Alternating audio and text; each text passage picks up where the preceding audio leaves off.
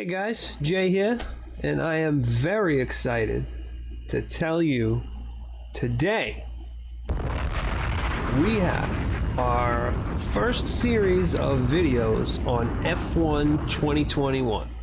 I have been waiting, just like all of you I'm sure, for the new release of F1 2021, and it is finally here, everybody.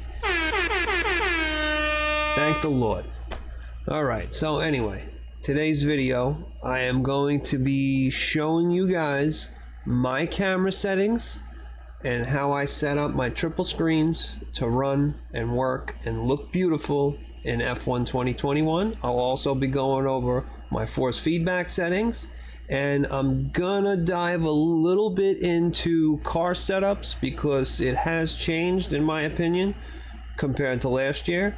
So I've only been messing with it for a day now, so I'm not 100% final on the setup and the characteristics of the car and what it's gonna like and not like. So I'll be posting further videos on all setups once I am 100% comfortable and I know what works for me. But I'll just give you guys a little quick look at what I've been running. Try it out, see if it works for you. All right, let's jump into it.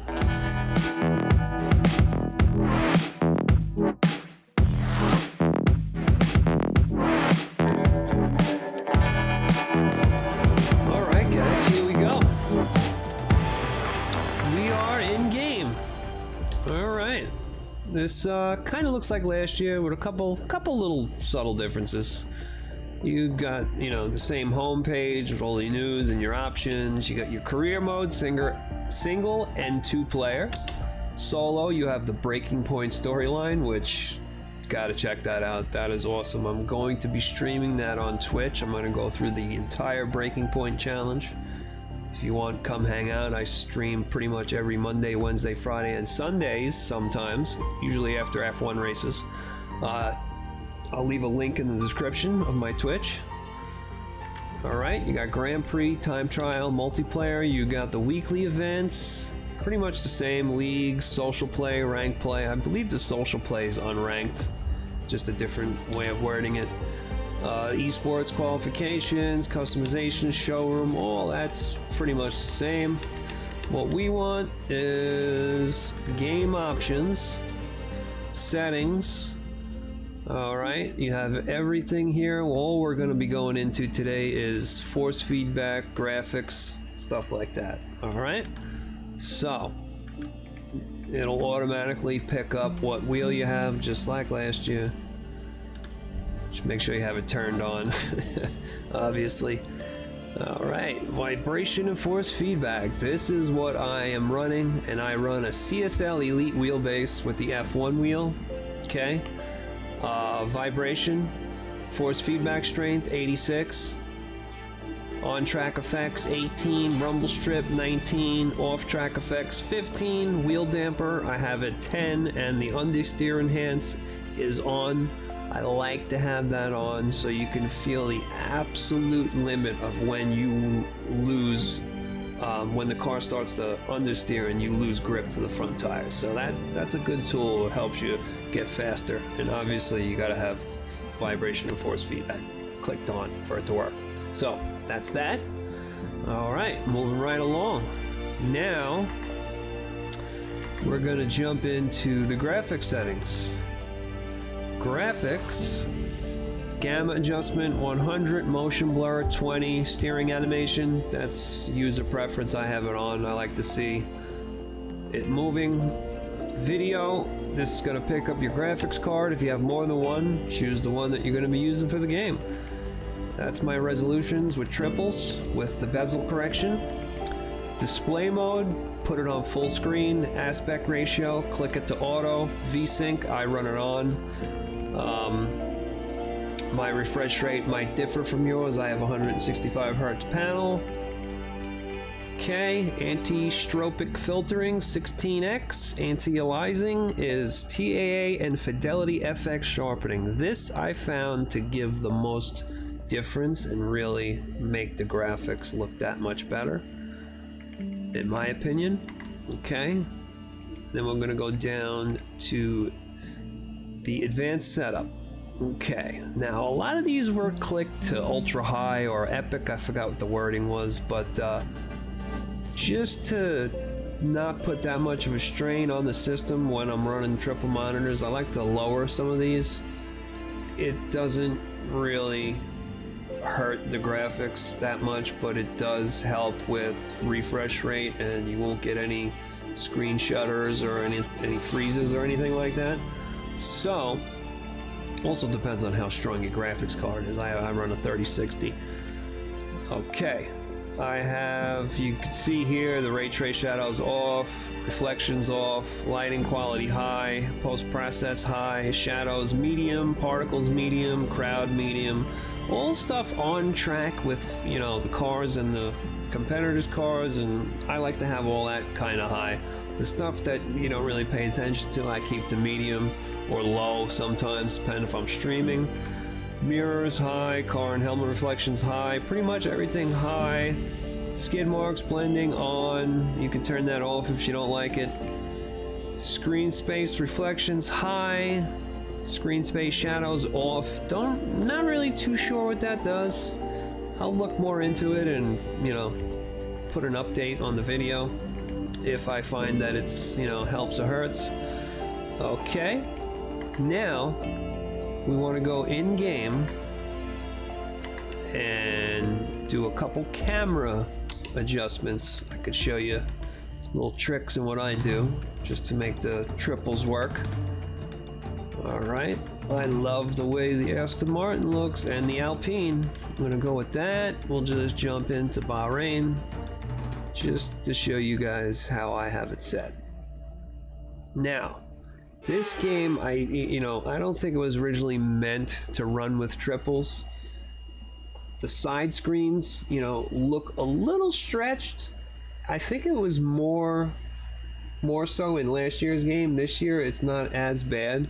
Maybe it's just the camera settings that I've been running, but it's fine. It looks awesome. It works beautiful. There's no problems. The graphics are amazing. But let's hop in and let me show you. Settings in game, you want to go to camera customization. All right, now obviously we're in cockpit view. The field of view, I have it -15, but you can play with this. You know, as you move it, you'll see the screen moves forward and back. I try and get it to where my field of view is good and I could see the apex and everything going on, and I try and match the size of the steering wheel to the real life steering wheel. You know, I in my opinion, it looks weird when you have a giant steering wheel on the screen. It just doesn't look good. So I have mine at -15. Offset horizontal, that's easy to say. Horizontal -10. All right, that's pretty much forward and back, same thing. Vertical, that's driver height. You can move that up or down. I have it at 14. Angle, -1. That, you know, you can mess around with all of these, but these three are the most important. The field of view and the vertical of the height. Camera shake, I have it at 15. Camera movement, 15. Look to apex limit, 4. Halo column, I have it off, just so I could see a little bit more. You know, you could see with these glasses I'm running. I can't see too good. You know what I'm saying? Hey, oh. But anyway, guys, that's it. Those are all my F1 2021 settings. And let me just show you in game what the setup I'm running right now. All right. I was only able to muster up a 127 at Bahrain, but let's load that one setup I have. In my opinion, the setups are different from last year. I tried running setups that I ran in last year and the car was just all over the place. The characteristics of the car seem to change a little bit. I kind of like it. Some people, you know, try it for yourself, see what you think. Some people aren't going to like it, but I think it's good. Curbs aren't as friendly as last year. You got to watch out for those. And here are what I have been working with as far as setup goes. 2.6, 55, 56, that's pretty much the same. These, I play around with camber. You'll notice a little bit of difference in handling in some corners and tire wear during a race. That's a big one. But here is where the difference is.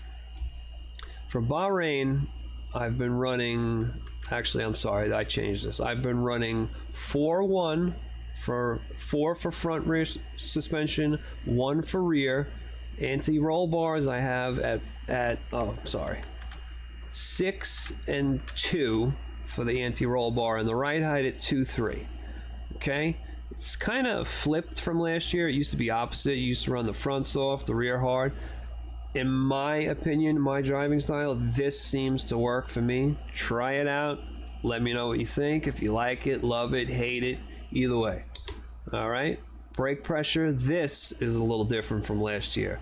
I usually used to run 150 on all the brake settings on all the tracks in F1 2020. This year, I don't run as much brake pressure, and the front brake bias I have moved more towards the front of the car. I've been running 57, 56 to 60% brake pressure. If you don't run it like that, as soon as you step on the brakes hard for, in like say a hot lap where you're pushing the limit, the car tends to lock the rear up very easily. Tire pressures, subjective, run them, you know, soft for hot laps, bump up the pressures for races, but that's it, guys. That's my settings. Now, I gotta go because I gotta create some more content for you guys in the brand new F1 2021 platform. Guys, I hope you liked the video. Please, if you found anything during the video that you liked, hit that like button, all right? And consider subscribing if you haven't already. And guys, as always, stay safe, have fun, and go get that F1 2021 game, all right? I'll see you guys in the next one. Take care.